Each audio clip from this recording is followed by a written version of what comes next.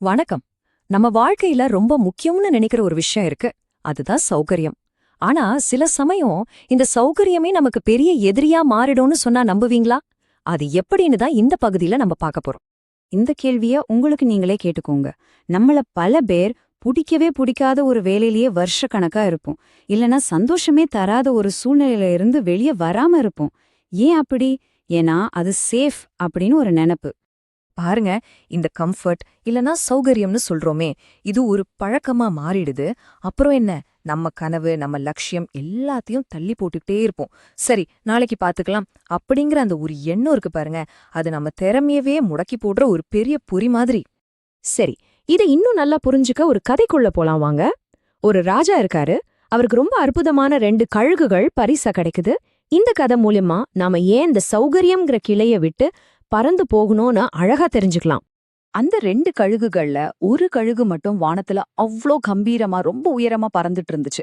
மலைகளுக்கு மேலெல்லாம் வட்டமிட்டு தன்னோட முழு பலத்தையும் காட்டுச்சு. ஆமா, அந்த கழுகோட பறக்கிற ஸ்டைல் ரொம்ப கம்பீரமா இருந்துச்சு. அதாவது பாக்குறவங்களையே அசந்து போக வைக்கிற அளவுக்கு ஒரு அழகும் ஒரு கண்ணியமும் அதுல இருந்துச்சு. ஆனா இப்போதான் கதையோட முக்கியமான இடத்துக்கே வரும். அந்த 2வது கழுகு, அது அரண்மனைக்கு வந்த நாள்ல இருந்து ஒரே ஒரு மரக்கிளையில தான் உட்கார்ந்துட்டு இருந்துச்சு. ஒரு இன்ச் கூட நகரவே இல்ல. யோசிச்சு பாருங்க, அந்த கழுகு கிட்ட பறக்கறதுக்கு தேவையான எல்லாமே இருந்துச்சு. பெரிய பெரிய இறக்கைகள், பயங்கரமான பலம், இயற்கையாவே பறக்கக்கூடிய உள்ளுணர்வு எல்லாமே. ஆனா அது பறக்க விரும்பல. அந்த சின்ன கிளைதான் தன்னோட உலகம்னு நினைச்சுக்கிட்டு அதையே கெட்டியா பிடிச்சிட்டு இருந்துச்சு. ஒரு நிமிஷம் யோசிப்போமா? அந்த கழுகு எப்படி அந்த ஒரு களைய மட்டும் புடிச்சுக்கிட்டு இருந்துச்சோ, அதே மாதிரி உங்க வாழ்க்கையில நீங்க எதை கெட்டியா புடிச்சிட்டு இருக்கீங்க? எந்த மாற்றமும் வேணான்னு பயந்துகிட்டு நீங்க ஒட்டிக்கிட்டு இருக்கிற அந்த சௌகரியமான கிளை எது? ராஜாவுக்கு எப்படியாவது அந்த அருமையான பறவைய பறக்க வச்சே ஆகணும்னு ஒரு ஆசை. அதனால நாட்டுல இருக்கிற பெரிய பெரிய நிபுணர்கள் எல்லாம் வரவழைக்கிறார். வந்த நிபுணர்கள் என்னெல்லாமோ பண்ணி பார்த்தாங்க.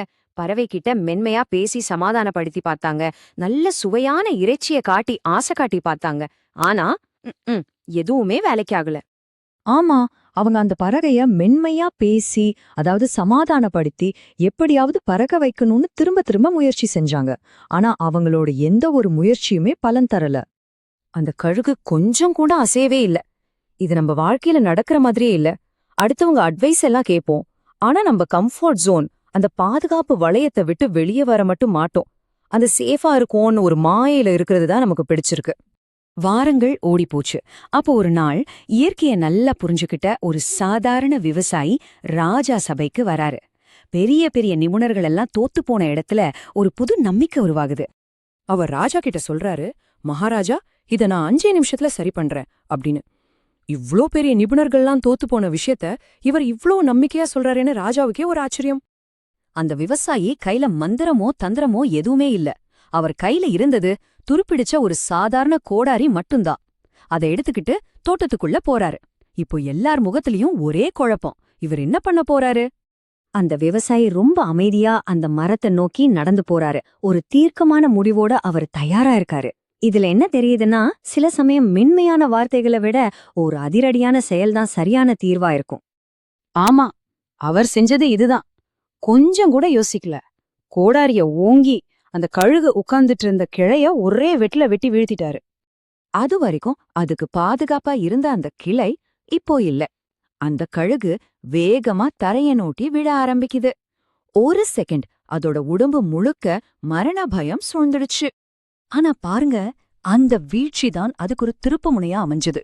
அந்த மரண பயம் வந்த அந்த நொடில தான் அதோட உண்மையான சக்தி, அதோட இயற்கையான உள்ளுணர்வு அது வெளிப்பட்டுச்சு. தன்னை காப்பாத்திக்கிறதுக்காக அது தன்னோட பிரம்மாண்டமான இறக்கைகளை படார்னு விரிச்சுது. காத்து அந்த இறக்கைகளை பிடிச்சுக்குச்சு. அப்புறம் என்ன? அது கீழே விழல. அதுக்கு பதிலா மெதுவா மேலே எழும்ப ஆரம்பிச்சுது. தன்னோட உண்மையான பலம் என்னன்னு உணர்ந்து ரொம்ப அழகா வானத்துல பறந்து போயிடுச்சு. சோ இந்த கதையோட முக்கியமான பாடம் இதுதான். நம்ம வாழ்க்கையில வர்ற தடைகள்லாம் நம்மள தடுக்க வர்றதில்ல, அவதான் நம்மளோட உண்மையான பாதை எதுன்னு நமக்கு காட்டுது. அதனாலதான் சொல்றேன், உங்க வாழ்க்கையில ஒரு வேலை போயிடுச்சுன்னாலோ இல்ல ஏதாவது ஒரு தோல்வி வந்தாலோ துவண்டு போயிடாதீங்க. ஒருவேளை பிரபஞ்சம் உங்க கிளைய வெட்டி இருக்கலாம். எதுக்கு? நீங்க பறக்க கத்துக்கணும் தான். உங்க கம்ஃபர்ட் ஜோனை உடைச்சு உங்க இறக்கைகளை விரிக்க சொல்லுது. இன்னைக்கு உங்களுக்கு நீங்களே ஒரு கேள்வி கேட்டுக்கோங்க. நீங்க ஒட்டிக்கிட்டு இருக்கிற அந்த கிளைய வெட்டி எரியவும் உங்க உண்மையான திறமைய உணர்ந்து வானத்துல பறக்கவும் நீங்க தயாரா? பதில் உங்ககிட்ட தான் இருக்கு.